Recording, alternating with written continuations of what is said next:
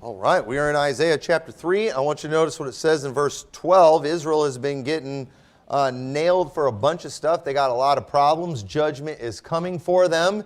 And in verse 12, God, talking about his people, he says, "As for my people, children are their oppressors, and women rule over them.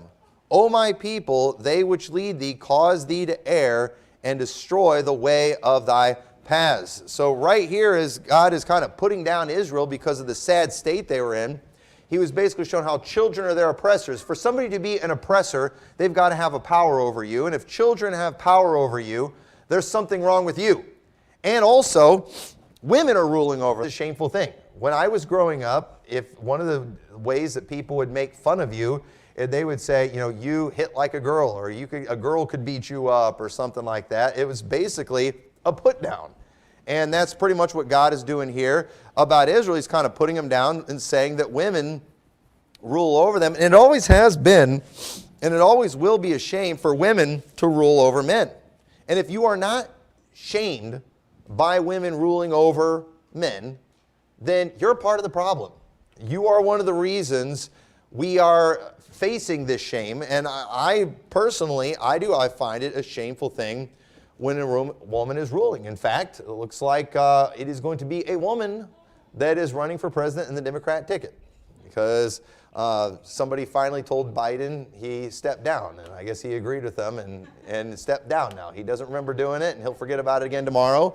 But at the same time, he made it official. They got him to sign his name on the letter, and so in the morning, his wife will remind him that he's not running for president anymore, and maybe they will do that and it'll be fine.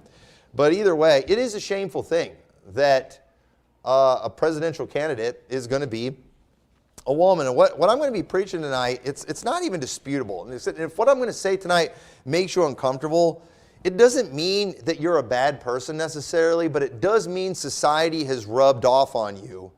And sometimes we need some help from the Bible to get the stink of society off of us, because we do get influenced. And just like we all have accents that have been affected by our surroundings. We've got Brother Clive that just read the scripture. He's got an accent. Why does he talk that way? Well, that's the way they all talk over in Ireland. And I've heard him imitate American people. He could talk right if he wanted to, but he's we're all affected by it. It's a natural thing that we all pick up, and we can tell where somebody's from by the way they talk, by their language, by their accent. And sometimes, our surroundings and the morality that it surrounds us, the way of thinking, it rubs off on us. And while an accent is not bad, certain morality and thinking is in fact bad. And we got to watch out for it. And so before we get to the main subject of this sermon, I do want to remind everybody of some very clear truths in Scripture. I'm going to jump around here a little bit. But 1 Corinthians 14:34 says, "Let your women keep silence in the churches, for it is not permitted unto them to speak, but they are commanded to be under obedience, as also saith the law. And if they will learn anything, let them ask their husbands at home, for it is a shame for women to speak in the church." Okay? So right here, Paul, he's given a command to the church. And it says it's not permitted for them to speak in the church. If they're going to learn something when we're in the church, let them ask their husbands at home. And the reason that he gives, he's not just saying this is a new command for the church, but no, this is actually in line with the law, because the law teaches that women are to be in subjection to their husbands. And so what does the law say about this? Because Paul referenced the law. He doesn't give a specific law. But if we go to Genesis 3:16, it says, "Unto the woman he said, I will greatly multiply thy sorrow and thy conception. In sorrow shalt thou bring forth children, and thy desire shall be to thy husband, and he shall rule over thee." Now, I didn't start that. God started that. Verse 17, "And unto Adam he said, Because thou hast hearkened unto the voice of thy wife, and hast eaten of the tree of which I commanded thee, saying, Thou shalt not eat of it. Cursed is the ground for thy sake. In sorrow shalt thou eat of it all the days of thy life." Adam was cursed partially for hearkening to his wife. He should not have done that. He should not have let her take the lead in that situation. And so as a result of that, God cursed the ground, and he is going to be the provider, and it's not going to be easy. It's going to be a difficult challenge, but it's his responsibility. Numbers chapter 30, turn over there.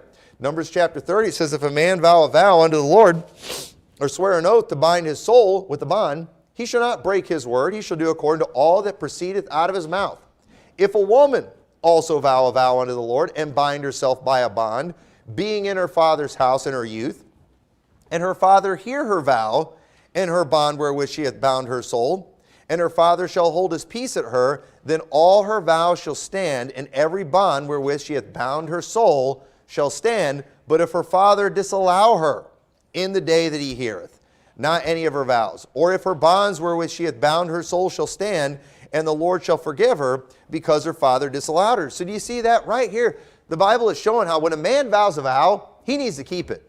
However, if a woman does, her father can overrule that. You know why? Because he is an authority over her. And so she is not allowed to obligate herself to do something that the authority in her life is not okay with. But if the father is present when she makes a vow, and he doesn't say anything, his silence in that is considered consent, that he is okay with what she's doing. And we're not going to take time to read it, but he goes on to read as well, and it shows that if a woman's married, then her husband can do the same thing. If he hears her make a commitment or make a vow, he can step in and say, no, as her authority, I forbid that. She's not able to do that. And then she's not in trouble, even though she said she was going to do it.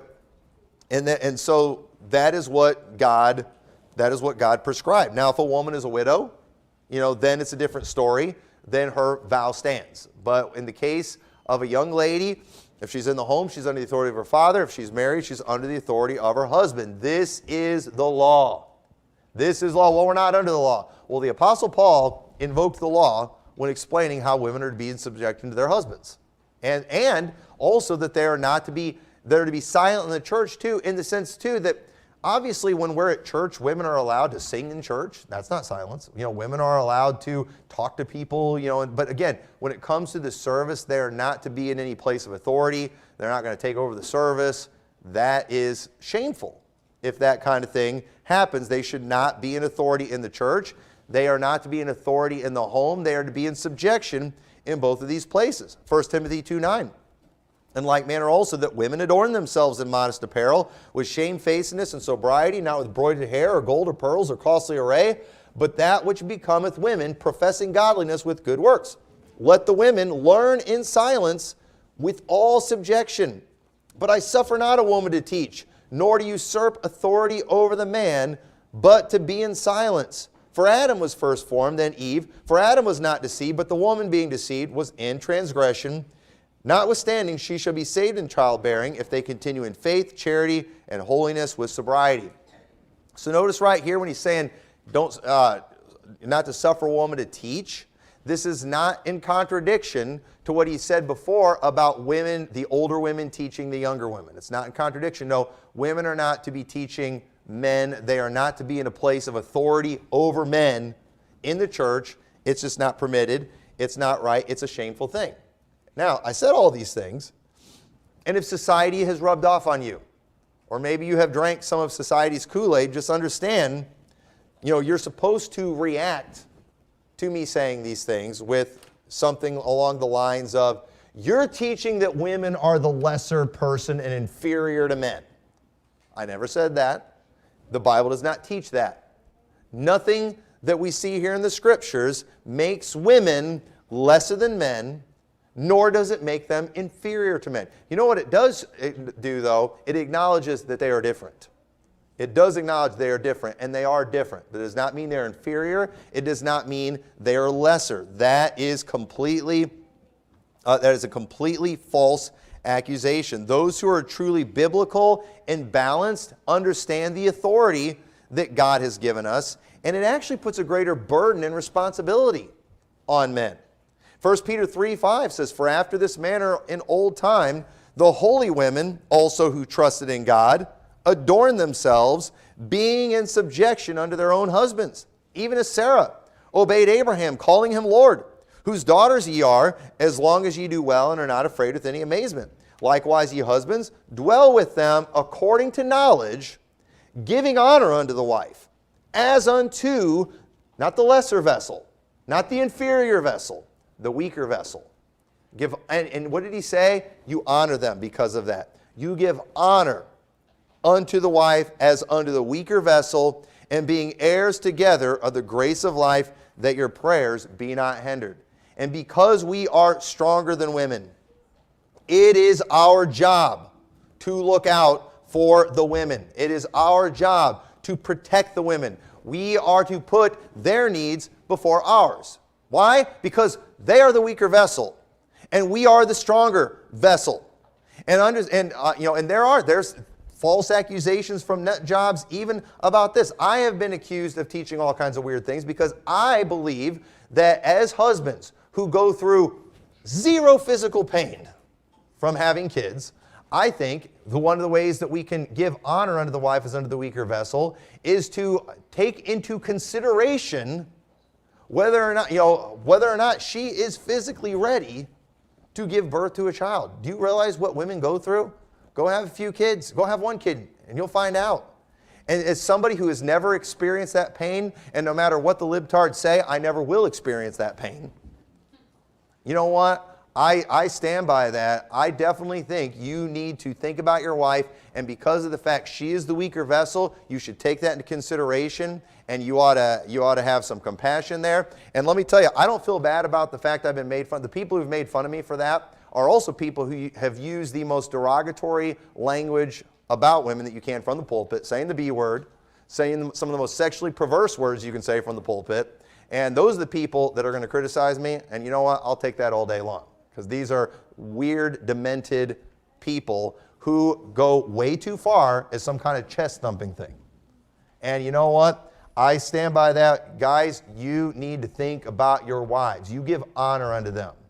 As unto the weaker vessel, we are to be protectors. That is what God has called us to do. And don't ever let anybody make you ashamed of that kind of thing. You take care of that woman. Just because she is in subjection God does not want you abusing her. Okay?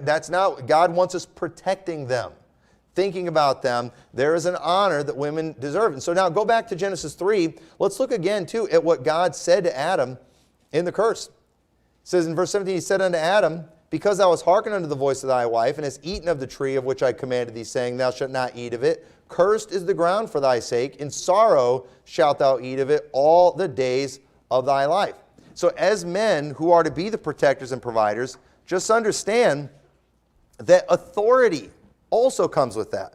Because when God gave us authority, with that authority comes a responsibility. Do you understand that? Authority is not just about getting a title and being able to be the boss. You have been given authority because God has given you a responsibility. He's given you something to do. And so with that authority, it comes challenges, comes difficulties. And you know what? We should not expect somebody to do all the difficult things, to do all the hard things, and not have any authority. That doesn't seem right. It would be wrong for us to have policemen, like in Ireland, have them have the responsibility of protecting everybody, but they're not allowed to have a gun. Can't shoot anybody. It's like, no, if we're going to put them in charge of keeping a bunch of drunken, crazy people under control, we should give them the authority to shoot some people. And that's the way I look at it. You know, obviously it's got to be within the law and everything, but when we give people responsibility and we take away, everything they need to fulfill that responsibility, that's not fair. That's not right. And it's crystal clear in the Bible. God put man in authority in the home. He put men in authority in the church, and he put men in authority in the government as well. And when women lead in any of those areas, it is a shame to the men, but not necessarily to the women. Do y'all understand that? When women take over, it's not necessarily a shame to them, it's a shame to us. That's a problem. And so, because we can't really get mad at a woman who makes up the difference for a slacking husband. Again, if there's an active shooter situation and all the men go hide in a corner and some woman takes them out, should we really make fun of that woman? oh, what a manly woman beating up that guy. How about we talk about the girly men that let the woman beat up the guy? You know, that's we shouldn't be trashing the woman in that situation. You know, when a woman is providing for her family while the man is absent, should we be critical of that woman or should we be critical of the man? I think we should be critical of the man. I think we ought to give respect to that woman. She's doing what she has to do to take care of her kids. And it's a shame that a man's not doing it. And you have men that just are down on women who are doing anything. But a lot of times it's women, you know, especially if it's what they would consider a man's role. But sometimes they're doing it because the man's not doing it. How about we shame the men? The men are the ones that we ought to be shaming in this situation. You know, when a woman steps up in leadership somewhere, whether in the home, the church, or the government, obviously it's not what God ordained, but who should we be more mad at? There's a church not far from here in another town that they don't have any men in the church who will pastor. They know that it's wrong for a woman to be a pastor, but no men will step up, and guess who did step up? A woman. And so you know what everybody's decided to do, including the men? I guess we're going to let the woman be the pastor. And it's like, and you know, we'd all love to beat up the woman, not literally, figuratively. You know, we all like to trash a woman, but again, and it's wrong. Okay, it's wrong. It'd be better off if there was just no pastor. But at the same time, if I'm really going to talk trash about somebody, I'm going to talk trash about the men who are going to let a woman get up and take the lead before them. There's no way. That should never happen. That should never happen. And even if a man doesn't meet some qualification, he's still more qualified than a woman. He's still more qualified than a woman in that situation. It is a shameful thing when that happens. But again, let's cream the men in that situation. And we do. Our country today and even churches are full of a bunch of dudes, just BO factory, unemployed, out of shape, Zoomer perm, beta male types that are out there who want to bash women who are doing anything. But the simple fact is, the people we should be ashamed of are the men who are creating the void. There's men creating the void, not the women who fill the void. And I do. And I say all this too to say that, you know, because of the fact women are taken over in so many things, and it's like men just don't care. There's no shame anymore. There is no shame, and you know what? It should be a shame. If you are not embarrassed by all the women taking over things in our world, you should be embarrassed. You ought to see it as a shame. And I say all this too, what really got me thinking of it is, you know, last week, our country was shamed when an assassination attempt was made on Trump, and we watched women go use themselves as human shields for the president. I was embarrassed by that. In fact, I remember when we went to the one rally in Clinton, you know, I remember looking at the Secret Service and noticing how it was perfectly racially diverse, combination of male and female and all that. And all that's politics. It's like the racially diverse human backdrops they always have of people. It's all optics. And Trump's Secret Service, it was all optics. Okay? Do we really think the best trained bodyguards were these one of them was this tiny little woman. In fact, I think it might have been the one. I remember noticing the one too because she was so small. She was actually like the first one to get to Trump when they shot at him. There was the little lady that got to him. You know, good for her doing her best. But why was a woman doing that? Why are we at a place in a country where we're letting a woman try to get in the way of a bullet for a man? How is that giving honor to women? How is that celebrating women? That is a shameful thing. But you know why they did that? You know why they'll do something that doesn't make a lick of sense, getting a tiny little 5'0" woman to be a human shield for a 6' whatever president, is because of the fact it's all about optics, and it's about this stupid, foolish DEI nonsense. Diversity, equity, inclusion. This is embarrassing our country. It should be a shame. And again, if you're not embarrassed, it's because society's rubbing off on you. I'm embarrassed when I see women getting in front of men to try to take a bullet for a man. I'm ashamed of that thing. You say, well, some of those women did a really bad job. And you know what? Some of them did a terrible job. That's obvious. Nobody has made fun of that one woman more than I have. But at the same time, too, you know what? What do you expect? She's a woman. I mean, do we really think we're going to dress a woman up like a man, give her a pair of sunglasses and a gun, and all of a sudden she's going to be able to do what a man can do? No, it's not going to work. You know how women look when they do that stuff? Exactly like that woman that couldn't figure out how to get a gun in her holster. You know, I'm not mad at that woman for being a bodyguard like a woman. That's what she was doing.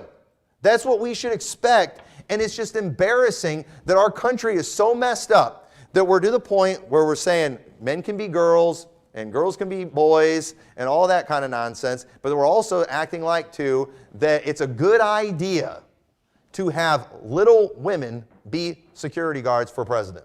And in the Secret Service, that is a bunch of foolishness. To me, where women have a place for Secret Service is for the president's wife, for the first lady and things like that, because obviously there's situations where you don't want men around.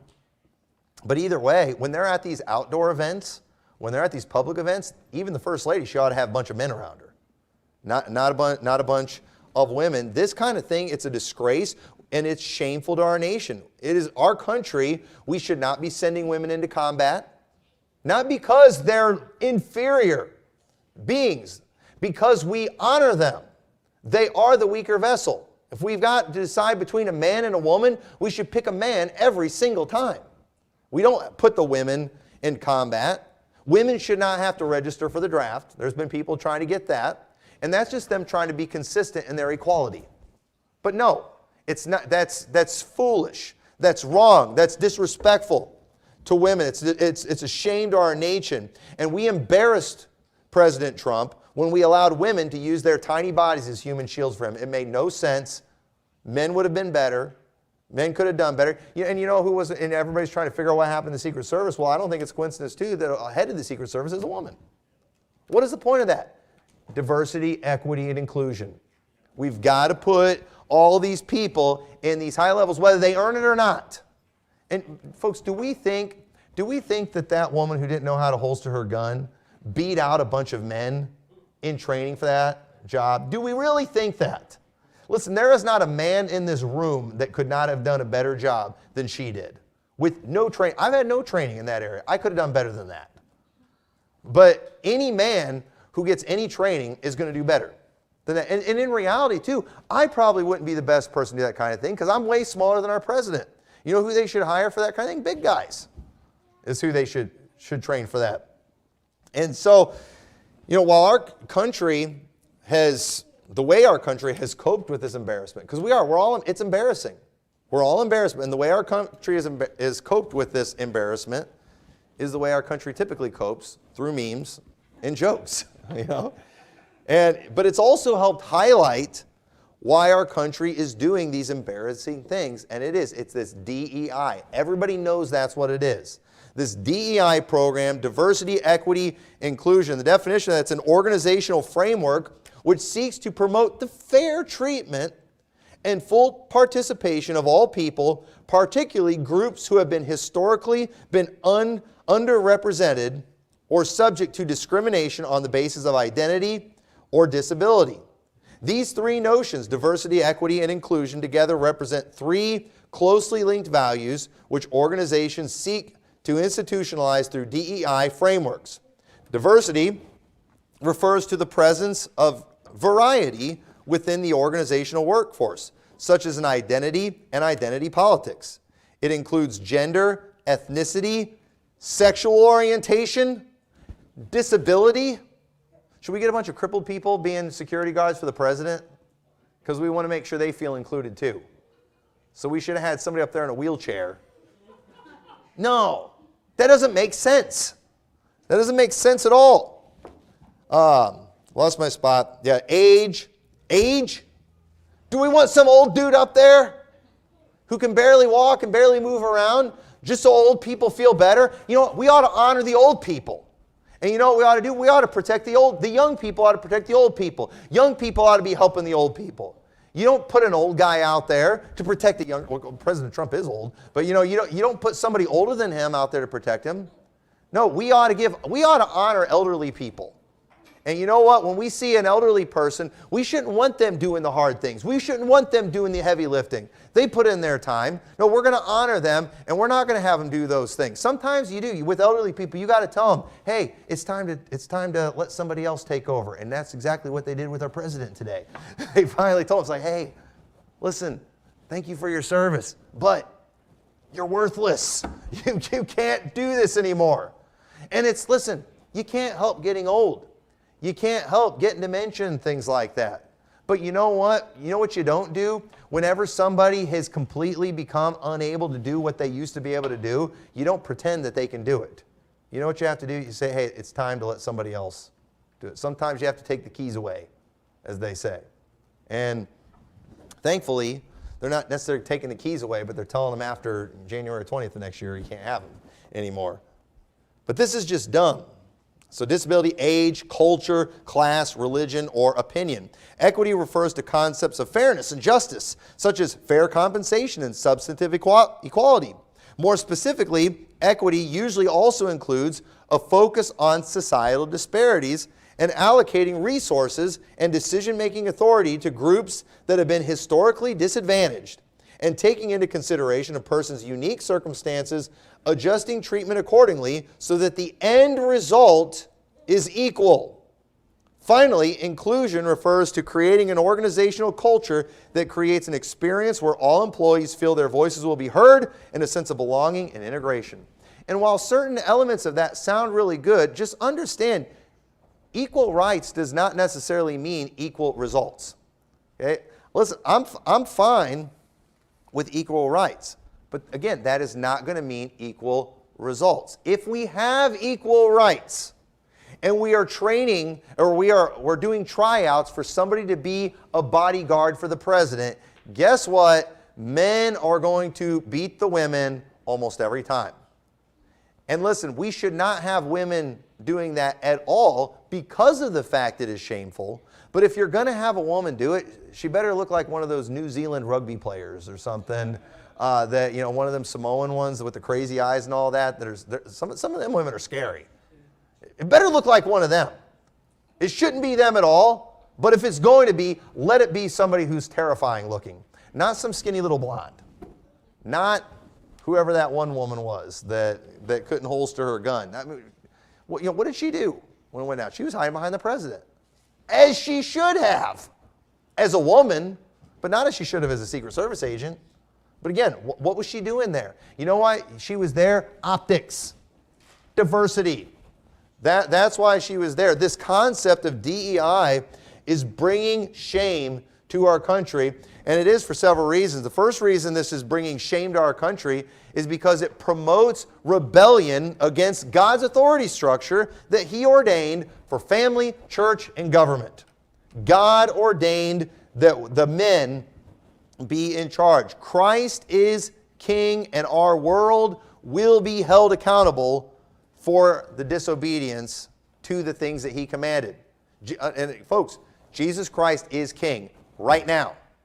And just because He is not fully enforcing things right now, just understand He is going to judge the world according to what they have done with His commands. Matthew 28:18, Jesus came and spake unto them, saying, all power is given unto me in heaven and in earth.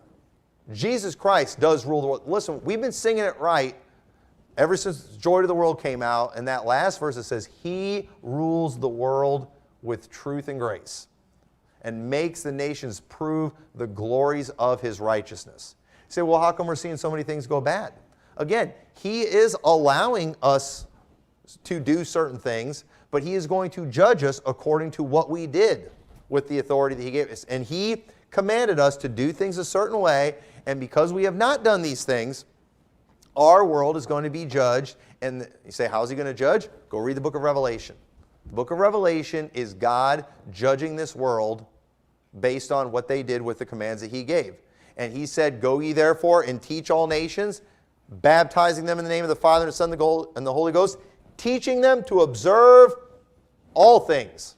He said to do this for the whole world. This isn't just for the church. No, the whole world should be doing these things. Now, obviously, Jesus did not give the church the authority to force people to do these things. But understand, those who will not submit to the words of Jesus and will not submit to the Great Commission will one day experience the wrath of God that He will pour out on this earth. That is coming for this earth. And so understand all these things that we're seeing, these shameful things that's being done in our government. As Christians, let's not just turn a blind eye to it and be like, well, that's the government. No, the government should be following these things too. And the fact that they are not is an embarrassment on all of us, because we are a part of this nation, and when our country is doing these things, it brings shame and reproach on all of us. And Christ is king over the church, He's king over the family, and He's king over the government. Whether you like it or not, He is king over all of these things. It says in 1 Corinthians 12:18, but now hath God set the members, every one of them, in the body, as it hath pleased Him. Referring to the church.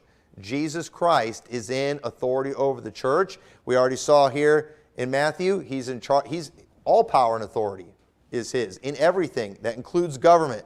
And just like no church has the right to go up and set leadership in it that the Scriptures forbid, our government doesn't have any right to do that either. So when people are doing it, I know. And churches have women pastors. It's not right. They're going to be judged because of these kind of things. It's a shame when these things are happening, but they don't have any right. And so the groups that DEI is trying to protect or create equal outcomes for are, it mentions gender, ethnicity, sexual orientation, disability, age, culture, class, religion, or opinion. But let's ask, can apply these things to organizations God has set up and see which ones are actually protected classes. Because again, our government has declared all these different things protected classes. Okay? But which ones has God actually given protection to? Well, the only one I can find is ethnicity. Okay? We should not be respecters of persons. And again, nobody, especially in church government across the board, we should not treat somebody different because of their ethnicity. That does not matter to God. In Christ, there's neither Jew nor Greek, bond nor free, male nor female. We do not discriminate in that area. We have been forbidden to do that. The Bible talks about being a respecter of persons, and where you're going and you're giving honor to the one who's wearing the gay clothing it talks about. And that's not skinny jeans. That's just talking about bright clothing or expensive clothing. And then you're treating that poor one, with wearing the rags differently. We shouldn't do that. We should not be, different classes. We should be against that. We should have a just weight and a just balance for those things. But when we're talking about things like sexual orientation, okay, first off, that is just not even a thing in the Bible. Okay, there is just something, there are called sexual sins. There are sexual deviants out there. They are not born that way. These are just different types of sin that some people want to indulge in, and we've turned that into like a race. That is so messed up, that is so perverted, it doesn't make any sense. And so when we are literally lifting someone up because of a sin in their life, so we're going to go and nominate somebody to be on this, in this institution or whatever, and they'll be the first gay whatever. That is a bunch of garbage. And you want to know how many people are holding different positions just because they're a queer? That is wrong. And let me tell you, and it's a shame for those people. Everybody knows how they got that position. When you're putting a tranny in the heart of the health department and things like that, everybody knows the only reason he got that job is because he's a tranny. And it's about diversity, equity, inclusion. And Biden will brag about all the queers that he has nominated to different things. Trump nominated queers to different things. So that's not about to get any better. Again, I don't remember him doing the trannies. But again, the thing about the trannies, while they are, the difference between like a tranny and a sodomite is they just look disgusting by their cross-dressing and everything. These other people are just as vile and filthy and disgusting as can be behind closed doors, but they cover it up by looking normal. But the difference between them and the trannies is trannies look like what they actually are. Abominations, just disgusting things. So DEI, it promotes rebellion against God's authority structure, but also it denies reality and places people in great danger in order to cause an illusion we are experiencing some perverted utopia that they've come up with. Because again, everybody loves seeing all the racial diversity and things. But again, we should never pass up somebody because of like a race or something like that. But like when they're nominating Supreme Court justices, the main thing everybody always wants to talk about, we got to have diversity. And it's a shameful thing because, listen, it's not historic when a black woman becomes a Supreme Court justice when the only people that were considered were black women. That's not an accomplishment. That's not history. What would be history is if out of all the people that they looked into and they measured out and they went off of merit, it just happened to be a black woman that had the most merit. But they don't even do that, and nobody thinks that. Kamala Harris, everyone knows she was a DEI choice. No qualifications except the fact that she happened to be a woman of color, whatever color she is, and a woman. That's it. I mean, the woman, she's going to get trounced as bad as Biden in the debate. She's a national shame. She's an embarrassment. And not just because of her immorality from the past and the way she got into power. That's embarrassing too. No, as an individual, as a person, as an orator, when you look at her accomplishments as vice president, she's done nothing. She's completely worthless in her job, but yet she has that. And you know what? They couldn't get rid of her. You know why? Because she was a woman of color. So it's not even about merit, and everyone knows it. Everybody knows it. She knows it. And it's a shame because, if I was any race, I would like to think I got the job I had because I earned it, because I was the best person for the job. But even today, if a minority or something gets some high position, we're all going to wonder, and they're not going to get respect that maybe they do deserve. Maybe they were the best person for the job. But because of the fact that we have programs like DEI in our nation, that person will never get the respect that maybe they do deserve. And that's a shame. That should not happen anywhere. What we are doing to them, we are taking so much dignity from minorities who actually are accomplishing things because of programs like that. It is an absolute shame that we do this in this country. And who the people who ought to be yelling about it the most are minorities. They ought to be yelling about it the most because it takes away any sense of accomplishment that they could have. But Proverbs 20:23 says, divers weights are an abomination of the Lord, and a false balance is not good. And what's so bad about DEI is it uses a perverted weight in making decisions. We should not be giving somebody a job just because they're a woman, just because they're black, just because they're whatever. That is ridiculous. And DEI, you have to have respect of persons. That's it's literally what it is. We are having respect of persons in order to achieve a goal. We've got to make it look like this marginalized group is being successful. So what we're just going to do is we are just going to grant them success. We are going to appoint them to positions without them even earning it. We're going to go and give these different groups welfare and try to get them a certain standard of living, even if they're not working for it, even if they haven't earned these things. It's shameful. James 2:9 says, but if ye have respect of persons, ye commit sin, and are convinced of the law as transgressors. It is against God's law to have respect of persons. And again, it would be very, very wrong to go and some man who is more qualified for a job for us to overlook him because he's black. That just like that would be wrong, it's wrong to give somebody a job just because they're black. That kind of thing is wrong. It doesn't make a lick of sense. It's against the Bible. It's against the law of God. But also, it shows a disrespect for people who are represented or who are to be served when DEI principles are followed. Again, it makes it, you're taking away all sense of accomplishment that they have. Oh, we need to have more black kids, going to college, or graduating high school. So let's lower, the standard for graduation. That's not accomplishing anything.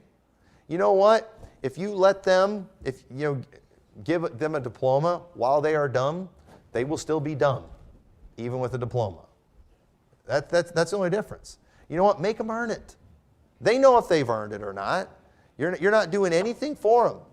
Daniel 1:3 says, "And the king spake unto Ashpenaz, the master of the eunuchs, that he should bring certain of the children of Israel, of the king's seed and of the princes, children in whom was no blemish, but well favored and skillful in all wisdom, and cunning in knowledge, and understanding science, and such as had ability in them to stand in the king's palaces, and whom they might teach the learning and the tongue of the Chaldeans." You know what nations have always done? Is whenever they have had people who are going to represent the king, who are going to be advisors, who are going to be ambassadors, whatever, they picked people who made the kingdom look good. And here, they chose people who didn't have any blemish. They chose smart people. They went and they looked at the children of Israel and they said, we are going to get the best of them to serve us. The best of them. We want the best, the brightest, the smartest, and even the best looking is who they wanted. They didn't want a bunch of weird looking trannies. They weren't going to pick people like that. They wanted people that would make them look good, and who we have represent us is a reflection of who we are as a people. And the last thing I want is some dude wearing a dress representing our country. That's embarrassing. That is a shame. The last thing I want is some woman who acts like a man, talks like a man. That's a shame. What message are we sending the people of our community to if for our police force and firemen we're hiring crippled people to be police. We're hiring crippled people to be firemen. We're going and it's like, hey, we got to have some diversity. Let's go recruit firemen at the nursing home. That doesn't make any sense. Well, no. Listen, we need people who are in shape pulling us out of buildings, going into fires. If we're going to have police that are going to go and protecting us, we need people that are in shape. And that's obviously not a standard with a lot of, I think they probably start out in shape, but then all those donuts end up having an effect. We ought to have some kind of standard for that. We really should. It shows what we think about our people. If we are sending in the worst, the most out of shape to protect, it shows we don't really care what happens to them. But you know what? We ought to get the best. It sends a message. And if we don't hire somebody because they're crippled, it doesn't mean we hate crippled people. It's just they're probably not going to be able to do that job. Do we really want to have a midget being a bodyguard for the president? How is he going to block anything?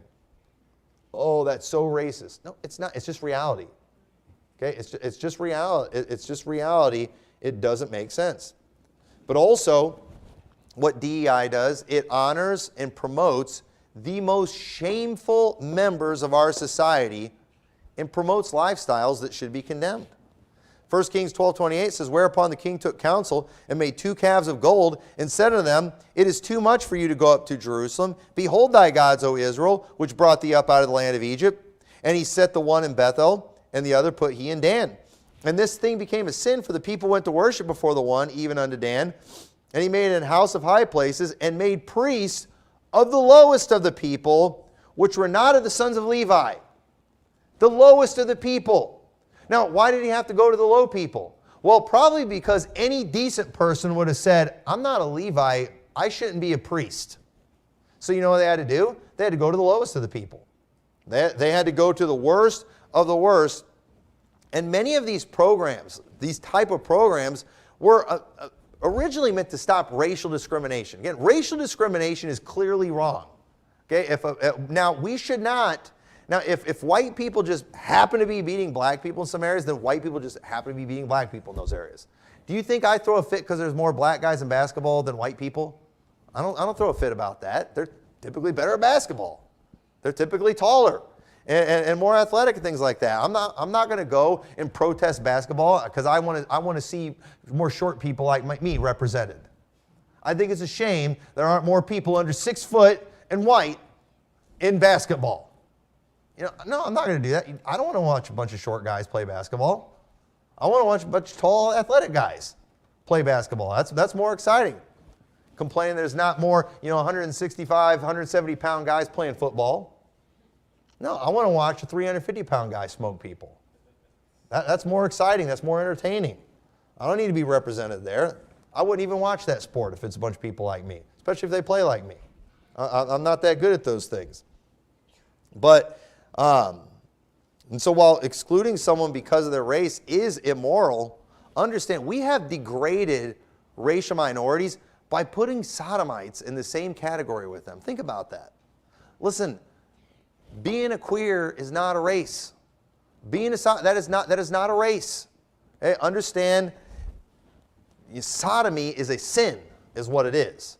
It's a twisted, vile sin.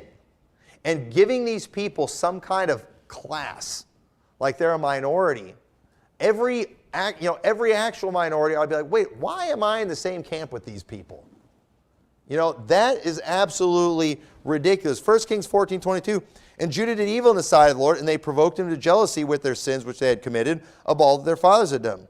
For they also built them high places and images and groves on every high hill and under every green tree, and there were also sodomites in the land. And they did according to all the abominations of the nations which the Lord cast out before the children of Israel. Having sodomites in the land used to be considered a shame. Now they're being promoted to honor. Now some people are getting jobs just because they're sodomites. That is embarrassing. That is a shame. There was a time when just being immoral, just somebody committing adultery or something could make them lose their job. Now we're giving somebody a promotion because they're a sodomite? That is so embarrassing. Merit should determine who gets jobs, and not even just merit, not even just being good at the job. Also, people used to be expected to be a good representation of whatever it was that they were working in, whatever company they were representing. They were expected to be a good representation, meaning they were expected to have some morality. In fact, there used to even be standards even when it came to looks. They were expected to be clean cut. They were expected to look professional. They even put those kind of expectations because you are a representative of this company. And the last thing we want to do is put some guy out there representing our country who looks like somebody shoved his face into a tackle box and rubbed it in there and then comes out and just got piercings all over the place, tattoos all over the place. No, we used to have standards for people. Now you have some of the biggest, most disgusting freak shows out there. You got bald dudes wearing lipstick and dresses being represented in our government. That is embarrassing. It is a shame. But you know what? You'll see sick, twisted people like that get promoted to job. Why? DEI. We need more trannies in place. We need more queers in places. No, merit should determine who gets a job. And if we're going to insist on including, women in certain things, then they ought to outdo the men. I personally think when it comes to certain things, no matter what, they shouldn't do it out of respect for women and out of obedience to God. But at the same time, make them earn it. Make them be stronger than the guys. Make them be bigger than the guys. But no, you know what? A lot of well-qualified, well-trained people are getting passed over on jobs so they can give it to short women who don't even know how to holster their gun. And all in the name of diversity. Equal rights does not necessarily mean equal outcomes. There's always going to be, the Jews are always going to have more money than us. The black people are always going to be better at basketball than most of us. You have your exceptions. There's always exceptions. You got your Larry Birds out there. You've got those exceptions. But overall, that's how it's going to be. It's called reality. It's called genetics. You know what? Tall people are always going to be taller than short people. Darker skinned people are always going to have darker skin than lighter skinned people. And it's just reality. We're not allowed to recognize these things. There are differences in people. There are differences between men and women. And thank God for great women and for the many great women in the Bible. But let's not fool ourselves. While women have been used, it was always a shame to the men. But God still let the women be women. We're not going to take time to read the story in Judges chapter 4. If Hollywood made a movie about this today, JL, she would have gotten an epic battle with Sisera where she would have been using all her kung fu on him and beating the tar out of him. And, but no. You want to know how JL took out Sisera? She did it like a woman. She served him. She fed him. She made him comfortable. She brought him milk in a lordly dish. And he fell asleep. And while he was sleeping, she drove a spike through his head. Well, that's fighting dirty. Exactly. That's how women, you should fight dirty. Okay? If you ever get attacked by a man, fight dirty. Forget what you saw on the comic book movies where the woman broke out her ninja skills and things like that. No, fight dirty, scream, scratch, kick for the groin, all that kind of stuff. Fight dirty. You know why? Because of the fact that he is a man, he's stronger than you, he's probably going to beat you up. But, in the Bible, she did it like a woman. And it was a shame to be killed by the woman. God told him, he said, I'm going to deliver Sisera into the hand of a woman. You have Barak. I'm not going into battle, Deborah, unless you go with me. And what does she say? Well, yeah, God's going to give you the battle, but he's going to do it by the hand of a woman. That Jael and Deborah were not the bad ones. The men were. The men were the shame in that situation. You have the story of Abimelech who got killed by a woman. What does he tell his armor? Slay me. I don't want people saying I was killed by a woman. You know why? Because that's embarrassing. And you know what else would be embarrassing? If your life got saved by a woman taking a bullet for you. That would be a shameful thing. And thank God that didn't happen, but that would have been a shameful thing if that would have happened. And President Trump should have been ashamed if that happened. And it's a shame that when he's getting carried off the stage and everything, he's got I'm not picking on that woman.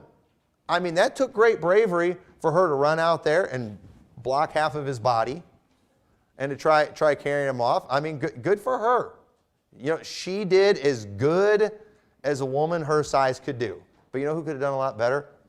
Pretty much any man. It really could have. The other woman, she accomplished absolutely nothing. Absolutely. Now, she did our country a great service in showing the ridiculousness of this DEI program. Thank God it's getting a lot of scrutiny right now. Thank God a lot of companies are dumping it, and everybody should, because our entire nation was embarrassed last week when that happened, when we sent women to go try to block bullets for a man. That should never happen. We should not have women in combat. We have got to, this is not us being degrading women, this is us honoring them. This is giving honor. You know what? When God put that curse on them and multiplying their sorrow in conception and giving them that great pain in childbearing, that is not an excuse for us to be like, well, you just got to deal with it. No, we ought to do what we can to protect them and help them and love them and give honor unto them as the weaker vessel. We take the bullets for them. We do the heavy lifting. We do the hard things in that area because we respect them. They are not the same as we are. They are different, and thank God they are not the same. I am so glad women are not the same. You know why? Because I'm not a filthy sodomite. I'm glad they're different. I'm thankful for the way God made them. And you know what? We don't need to try changing nature because you can't. You can't do it. And so I hope everyone is sufficiently embarrassed tonight by our country. Because you should be embarrassed. If you're not embarrassed, you need to pray that the Lord will help you get your shame back and get your blush back. Because what we are seeing in this country is an absolute embarrassment to all of us. And I hope our country wakes up. I think there's been a little bit of awakening in this area. I noticed too when Trump came out at the RNC, it was a bunch of men. A bunch of tough-looking dudes. You know what? Maybe we're figuring something out. I hope that keeps going. And so with that, we'll go ahead and pray. Dear Lord, we thank you so much for your word and the lessons that we can learn. Lord, you obviously are so far ahead of our world in these things. But Lord, I just pray you'll be with our country. It's such an embarrassment right now. We are seeing so many horrible things in the name of diversity, equity, and inclusion. But I pray, Lord, you'll help us to get back to a biblical mindset. Help us to understand that women are special and they have a special role. And help us to promote that role. And help us as men to do our part right. Help us to not be critical of women who are filling the void that worthless, derelict men are failing to fill. But help us to just as men, to step up and do the things that we're supposed to do. And I pray that you'll bless our country for it. In your name we pray. Amen.